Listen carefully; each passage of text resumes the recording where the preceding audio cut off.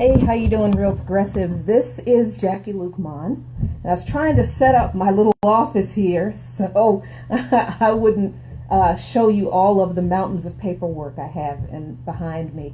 But I wanted to talk to you guys about something that has happened, yet another instance of what the heck is going on in our democracy that has occurred earlier this week. If you hadn't noticed, or if you didn't realize it, the Congressional Black Caucus came out very strongly against Bernie Sanders' proposal to eliminate the superdelegate system. And this is very disturbing to me because of the history that the Congressional Black Caucus is supposed to have in standing up for African Americans and our interests in the political process, but also because of the history of corruption that has been exposed in the Congressional Black Caucus in recent years that Black people have honestly completely ignored. And so what I want to talk to you today is not just about the Congressional Black Caucus and their lack of support of getting rid of the superdelegate system. But what I really want to express to you is the idea that what's going on with the Congressional Black Caucus is not only a symptom of the problem of the corrupting influence and money and politics, but it's also the result of it. So let me give you a little bit of background. The Congressional Black Caucus obviously are supposed to be a group of Black legislators whose job it is to advance or fight for policies and ideas and legislation that is supposed to help arguably the most vulnerable people in the United States, probably aside from Native Americans, and that's African Americans. Our issues are rarely at the front of the consciousness of America unless some horrible tragedy happens, right? So we elect members of Congress who are Black, and they are part of the Congressional Black Caucus in order to take our issues, our specific issues, to Congress to fight for us. That's not unusual. Other groups do it, so that's normal. That's the democratic process, and that's fabulous. Here's the problem. The Congressional Black Caucus in recent years has not done a great job representing the interests of particularly poor African Americans. You have to keep in mind that the Congressional Black Caucus does not represent 100% of the African American voting population. They only represent about 32 point something percent of African Americans in this country. And increasingly, their constituents make up a lot of middle class African Americans. I talked before about the issues that classism and the Calvinistic teachings of the church have played in making issues that affect particularly poor African Americans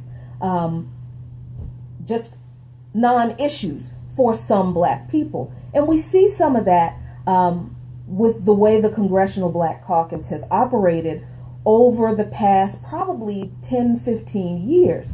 Now, I talked before about how in 1994 or 5, in response to Bill Clinton's disastrous 1994 crime bill, the Congressional Black Caucus did stand up and introduce a piece of legislation that included all of the things that the Black community was asking for to combat the scourge of crime and drugs that was going on because of the crack era. After that, though, it can definitely be argued that the Congressional Black Caucus hasn't done a whole lot to look out for the interests of the poor Black African American voter in this country. And I would love to say that this is my personal bias and that this is something that I am just making up, but it's not. As a matter of fact, mainstream media has noticed this, and they noticed it as far away back as 2010. The New York Times actually did an expose piece in February of 2010 called "In the Black Caucus, a Fundraising Powerhouse."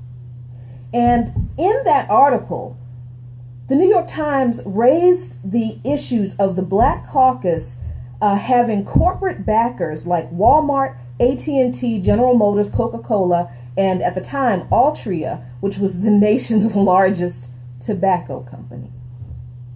Now, I know we want to look at that and say, well, these companies are helping the Congressional Black Caucus with funding to push for job programs in their companies and that kind of stuff. On the surface, that looks really good. But when you dig down a little bit, here's what really happened. Many of those companies helped the Congressional Black Caucus raise between 2004 and 2008 $55 million.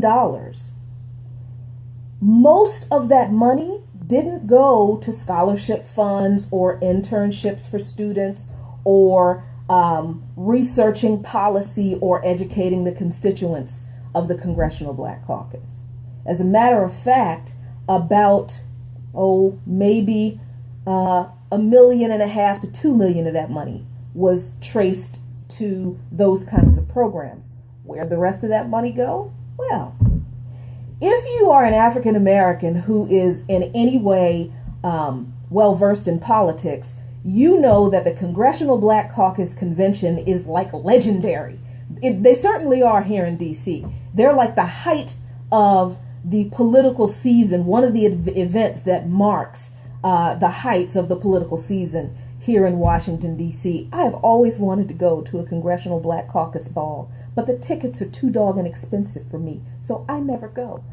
They have plenary sessions and all these other kinds of workshops and this, that, and the third, but we never see the outcomes of any of these so-called outreach activities in our communities, and we haven't for a very long time. As I said, I'm not the only one who's paid attention to this. There is a very influential African American entrepreneur. His name is Dr. Boyce Watkins, Watkins. First name is Boyce, Boyce. He is an advocate for Black entrepreneurship. And while I don't agree with everything he says, he wrote a piece in the Griot that really called the Congressional Black Caucus to task about them taking money from some of the corporations that are causing the most damage in Black communities and how Black people do not hold them accountable. Let me read something that he wrote in an article in the Griot back in 2010. Let's see. So he says, what the Congressional Black Caucus must understand is that money is really like a drug, powerful, addictive, and capable of changing your incentives almost immediately. It allows others to manipulate you by leveraging your dependence on the drug. There is no one more powerful in the life of an addict than the person pushing the dope. African Americans are especially vulnerable to the financial drug since we don't have much money in the first place. We take money without a second thought and then wake up to find that our appetite for civil rights has been absorbed by the complacency of capitalism. We watch injustice happen right in front of us and look the other way out of fear of losing the financial security on which we've come to depend. With every dollar you take from an enemy, you are selling just a wee bit more of your integrity. The most misguided political quote of the year, and remember this was in 2010, was from Elise L. Scott, Chief Executive of the CBC Foundation. In her interview with the New York Times, Ms. Scott said that, quote, Black people gamble, Black people smoke, Black people drink. And so if these companies want to make some of the money they've earned off of our people and give it to us to support good causes, then we take it, end quote. So here, the chief executive of the Congressional Black Caucus Foundation has openly admitted that she takes money from anyone who offers it. Sorry, Ms. Scott.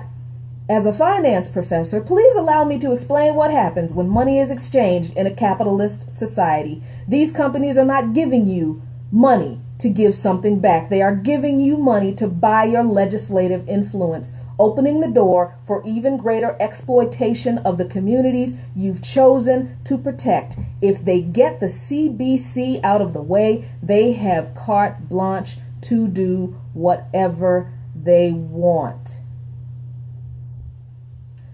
He goes on to say the Congressional Black Caucus had better get it together. The New York Times article has presented the organization in a light that makes them no different from a corrupt third world dictator or the mother of Shania Davis, I don't know if you remember her, who took drug money to sell her child to the man who eventually murdered her. The black community must step up and demand as much accountability from the CBC that the CBC was demanding from President Obama just a few months ago. Some of the corporations that the Congressional Black Caucus have taken money from and continue to take money from, especially through their Political Action Committee, are alcohol companies. If you go into any poor black neighborhood, what do you see more of?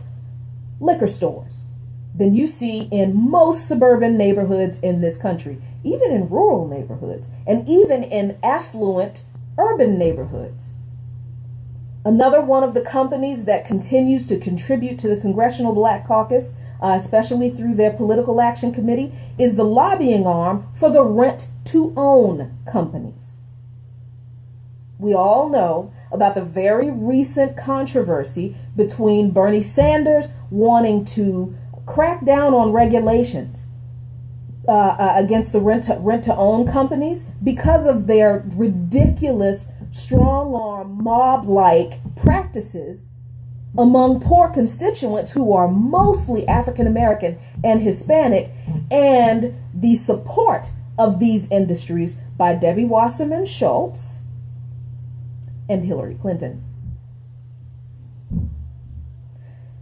The fact that the Congressional Black Caucus has remained silent on issues in regard to the proliferation of liquor stores and the marketing of alcohol to black people more than any other group of people, and the proliferation of rent to own and other payday lending type of retail outlets in black poor communities, their silence on the tobacco industry's shenanigans, their silence on the student loan industry and their practices, because they take money from the lobbyists for the student loan industries also through their Political Action Committee.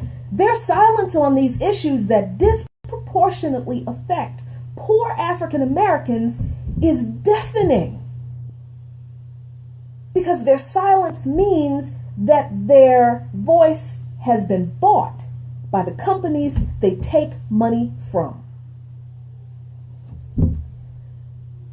If this was true in 2010, if we believed that taking money from corporations influenced the way legislators thought and voted was true of the Congressional Black Caucus in 2010, what in the world makes us think it's not true with any politician today, including everyone who supports Hillary Clinton in the Congressional Black Caucus, as well as Hillary Clinton herself? What happened between 2010 and 2016? The concept of pay for play changed?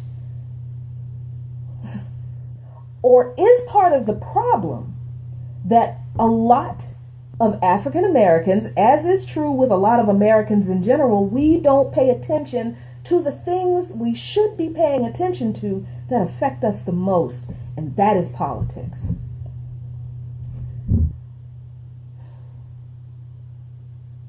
So we're talking about the relationship between the money that